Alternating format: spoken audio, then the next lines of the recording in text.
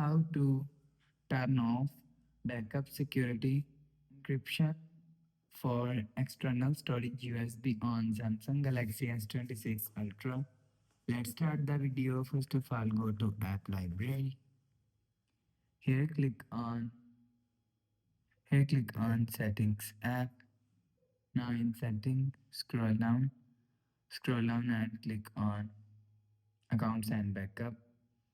After click on Accounts and Backup, click on Transfer data for device setup.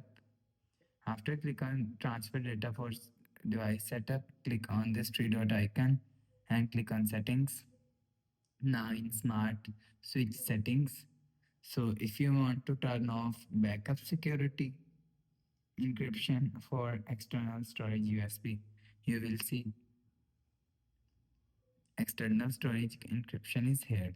If you want to turn off external storage encryption, click on no restriction. After click on no encryption, you will see external storage encryption is turned off. After turn off external encryption storage, go back to home screen.